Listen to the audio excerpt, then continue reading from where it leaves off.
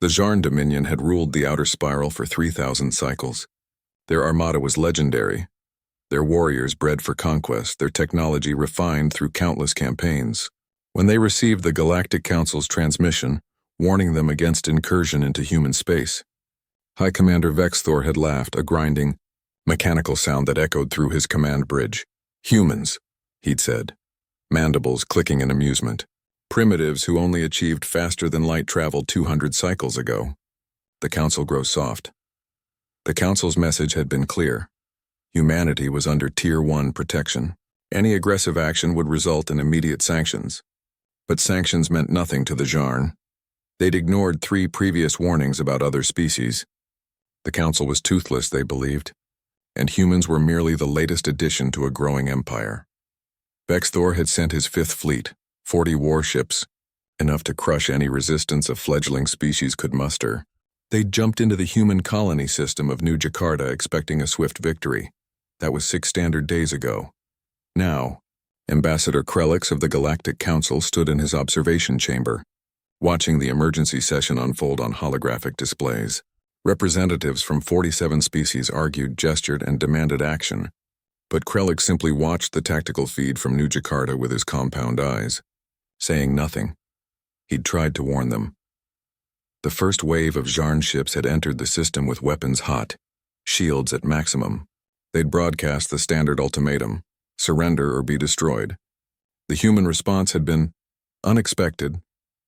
A single transmission, audio only, from the colony's governor. "You were warned." Then the colony stations had opened up, not with energy weapons or kinetic projectiles.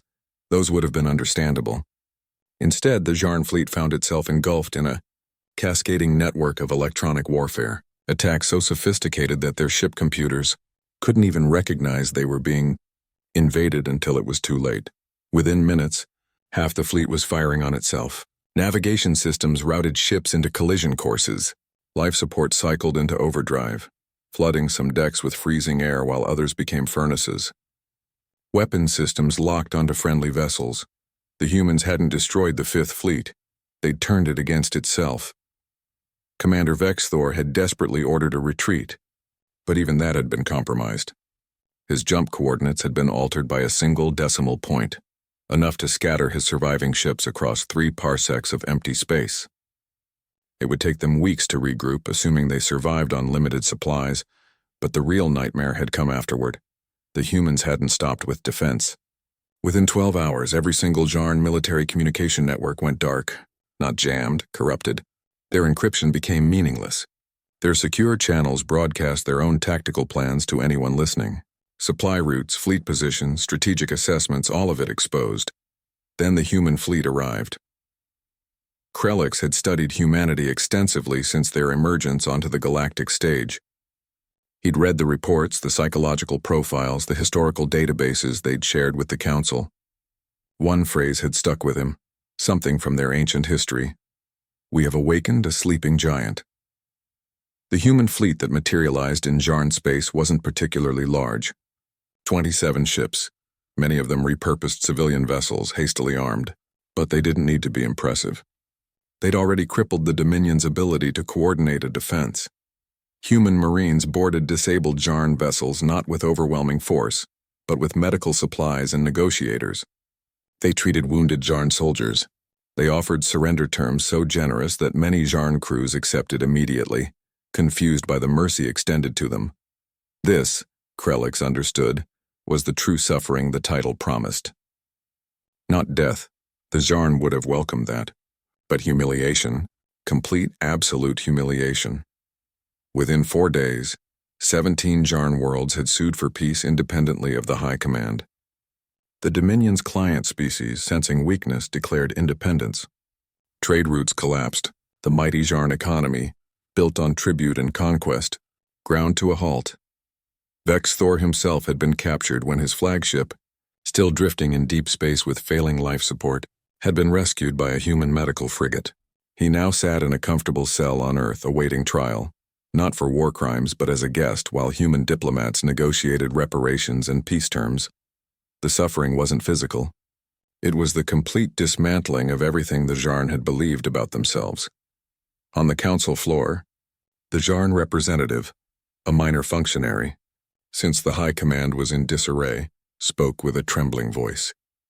We wish to lodge a formal complaint against humanity for excessive retaliation. Krelix finally spoke, his translator rendering his clicking sounds into flat, emotionless words. The council warned you that humanity was under Tier 1 protection. This designation is not given lightly. It is reserved for species that have demonstrated two things: exceptional technological adaptability, and more importantly, restrained application of force. He let that sink in before continuing. Humanity could have destroyed your fleet. They could have glassed your home world. They possess weapons you cannot imagine. Instead, they disabled your forces, treated your wounded, and offered you peace. He paused. Your complaint is denied. Consider yourselves fortunate that humans chose mercy. The session dissolved into chaos, but Krelix had already left. He had a message to send to humanity's diplomatic corps, a formal apology for not making the warning stronger, and a request to discuss humanity's potential council membership. On Earth, in a modest office in Geneva, Fleet Admiral Chen read the message and smiled. She'd never wanted this war, but the Jarn had made their choice. Now they'd learned what the rest of the galaxy already knew. Humanity had spent 10,000 years perfecting warfare against itself. Compared to human history, the Jarn were amateurs. She composed a reply accepting the council's invitation, then added a personal note. Tell the Jarn they're welcome to try again in a few centuries. We'll be ready. She meant it as a joke, but somewhere in Jarn space, in what remained of their high command, no one was laughing.